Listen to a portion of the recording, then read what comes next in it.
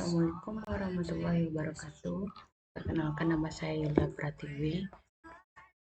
Di sini saya akan mempresentasikan mengenai materi manajemen risiko dan kebencanaan yang diampu oleh Bapak Iip Permana STMT.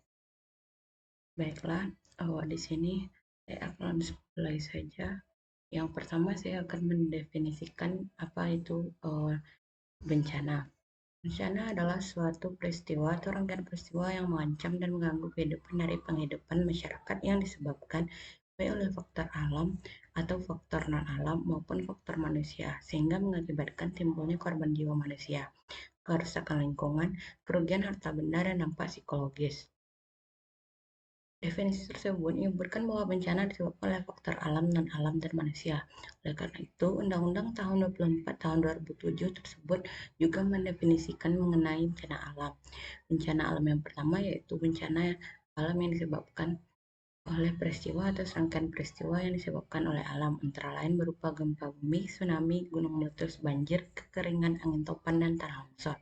Yang kedua yaitu bencana non-alam, adalah bencana yang diakibatkan oleh peristiwa atau rangkaian peristiwa non-alam, di antara lain berupa gagal teknologi, gagal modernisasi, epidemi, dan wabah penyakit. Yang kedua yaitu definisi dari risiko bencana. Risiko bencana adalah potensi kerugian yang ditimbulkan akibat bencana pada satu wilayah dan kurun waktu tertentu yang dapat berupa kematian, luka, sakit, jiwa terancam, hilangnya rasa aman, mengungsi, kerusakan atau kehilangan harta, dan gangguan kegiatan masyarakat. Pengertian ini berdasarkan pada pasal 1 ayat 17 Undang-Undang PB. Apa yang harus diketahui untuk menghitung risiko bencana? Dalam menghitung risiko bencana, sebuah daerah kita harus mengetahui bahaya atau hazard, kerentanan atau vulnerability, dan kapasitas atau capacity. Satu wilayah yang berdasarkan pada karakteristik, kondisi fisik, dan wilayahnya. Yang ketiga adalah definisi potensi bencana. Potensi bencana merupakan suatu cakupan wilayah yang rawan ataupun mudah untuk terjadinya bencana menurut Suwarno pada 2013. Di Indonesia terdapat 4 klaster kebencanaan, yaitu geologi dan vulkanologi yang berupa letusan gunung api, gempa bumi, dan tsunami. Yang kedua yaitu hidrometeorologi, 1 berupa kebakaran hutan dan kekeringan. Yang ketiga yaitu hidrometeorologi kedua, yaitu banjir bandang, longsor, abrasi pantai. Dan yang terakhir yaitu bencana non-alam seperti limbah, epidemik, dan gagal teknologi. Indonesia berada pada pertemuan 3 lempeng yang masih terus aktif bergerak, yaitu lempeng Pasifik, lempeng Indo-Australia, dan lempeng Eurasia. Pergerakan dari lempeng-lempeng tersebut dapat memicu terjadinya beberapa bencana alam seperti gempa bumi, tsunami, dan juga aktivitas gunung api yang ada di Indonesia. Hal ini menyebabkan Indonesia menjadi negara yang rawan sekali potensi akan bencana. Yang keempat adalah definisi mengenai bahaya.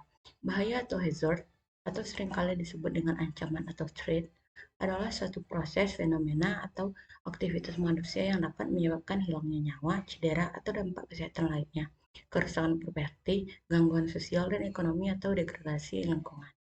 Bahaya yang berdasarkan danger atau yang biasa disebut danger adalah suatu kondisi hazard yang terekspos atau terpapar pada lingkungan sekitar dan terdapat peluang besar terjadinya kecelakaan atau insiden. Identifikasi bahaya guna mengetahui potensi bahaya dalam setiap pekerjaan dan proses kerja. Contoh bahaya adalah misalnya saat gunung api melakukan erupsi, berarti keadaan di sekitarnya sudah termasuk keadaan yang berbahaya. Yang kelima adalah definisi dari pencegahan. Definisi pencegahan berdasarkan Undang-Undang Nomor 24 2007. Pencegahan adalah serangkaian kegiatan yang dilakukan sebagai upaya untuk menghilangkan atau mengurangi ancaman bencana. Dalam konteks pencegahan, hal ini bisa dilakukan untuk mencegah ancaman banjir, misalnya membangun tanggul yang kuat dan besar. Yang keenam adalah definisi kesiapsiagaan. Berdasarkan Undang-Undang Nomor 24 Tahun 2007, kesiapsiagaan merupakan rangkaian kegiatan yang dilakukan untuk tanggap terhadap bencana melalui prosedur yang cepat dan tepat dan efisien. Kesiapsiagaan adalah serangkaian kegiatan yang dilakukan untuk mengantisipasi bencana melalui pengorganisasian serta melalui langkah yang tepat guna dan berdaya guna. Dan yang terakhir adalah definisi mitigasi. Mitigasi adalah serangkaian upaya untuk mengurangi risiko bencana, baik melalui pembangunan fisik maupun penyadaran dan peningkatan kemampuan menghadapi ancaman bencana. Contoh kegiatannya diantara lain yaitu membuat peta wilayah rawan bencana, pembuatan bangunan tahan gempa, penanaman pohon bakau, penghijauan hutan, serta memberikan penyuluhan dan peningkatan kesadaran masyarakat yang tinggal di wilayah rawan bencana. Nah, sekianlah presentasi mengenai manajemen kebencanaan. Jika ada pertanyaan, maka hanya itu saja yang dapat saya sampaikan. Terlebih dan terkurang saya mohon maaf. Assalamualaikum warahmatullahi wabarakatuh.